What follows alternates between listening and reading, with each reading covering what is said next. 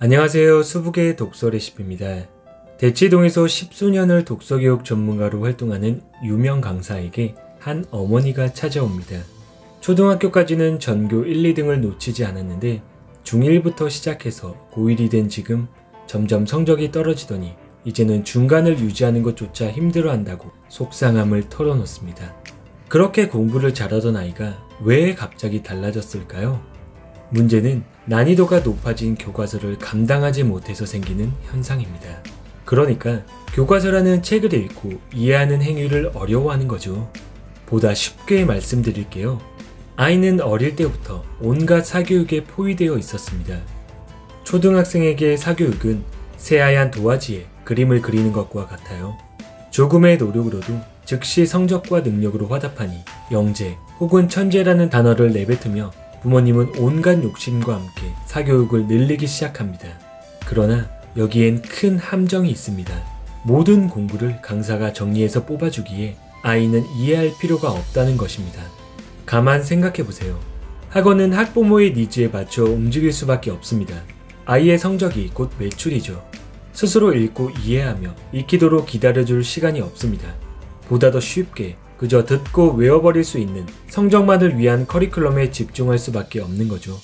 그렇게 달콤한 유학과 정리만을 받아먹던 아이는 상급 학교에 진학하며 신세계를 경험합니다. 초등학교 때보다 배로 확장되는 교과서의 범위에 기가 죽어요.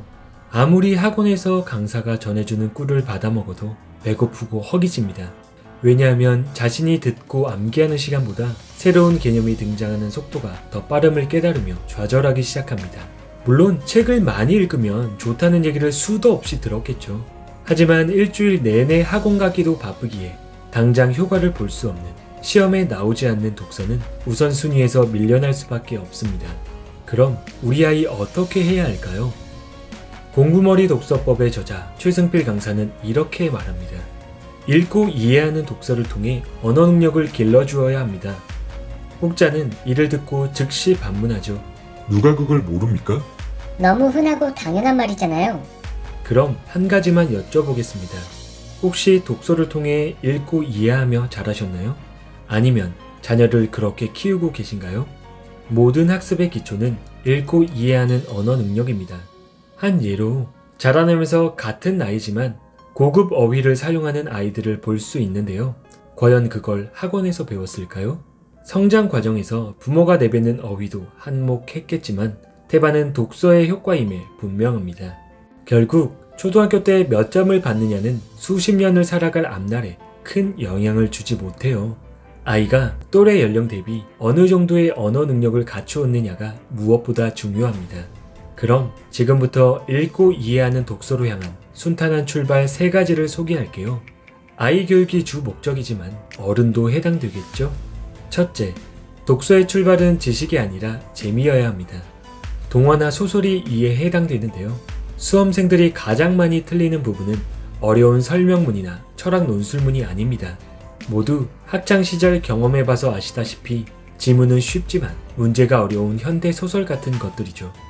전반적인 스토리를 이해하고 저자의 의도를 유추할 수 있으려면 전체를 볼 줄 알아야 합니다. 둘째, 자신의 능력에 비해 언어 수준이 높은 책을 읽어선 안 됩니다. 내 수준보다 높은 책을 볼 때는 아무리 좋은 내용이더라도 지식이라는 생각이 들거든요. 학원에서 온종일 지식을 주입받고 오는데 책을 보고 또 지식을 얻어라? 이건 마치 퇴근과 동시에 업무와 관련된 책을 던져주는 것과 같습니다. 책은 아이가 직접 고를 수 있는 환경을 조성해주세요. 도서관이나 서점에 함께 가는 것은 가장 좋은 방법입니다. 셋째, 속독을 지향하고 생각하며 읽기를 지향하며 독후활동은 필수입니다. 읽기 능력은 얼마나 많이 읽었느냐가 아니라 얼마나 제대로 읽었는가에 좌우되는데요. 절대로 속독하지 말고 깊게 생각하며 읽어야 합니다. 그리고 독후활동을 꼭 하세요. 거창하게 감상문을 적으라는 심리적 압박이 아닌 그 책을 보다 정확히 이해했는지 토론을 한다거나 약간의 기록을 남기는 과정을 통해 완전한 내 것으로 만들어내기 위함입니다. 결국 공부를 잘하는 가장 확실한 방법은 숙련된 독서가가 되는 것인데요. 세계 0.2%의 인구로 역대 노벨상 수상자의 22%, 아이비리그 졸업생의 30%를 배출하는 유대인 교육의 핵심도 독서와 토론입니다. 이런 조사 결과도 있죠. 중학교 3학년 시절 수능 국어 영역을 80점 이상 받은 아이들은 서울내 대학 입학률이 80%에 이른다고 합니다. 독서가 왜 중요한지를 말해주는 좋은 사례이기도 합니다. 정리할게요. 책과 함께 하나의 지식체계를 정리해본 아이는 낯선 분야의 지식체계도 쉽게 처리합니다. 하지만 교과서는 지식을 전달하기에 결코 좋은 도구가 아닙니다. 적은 분량 안에 너무 많은 내용을 다루기 때문인데요.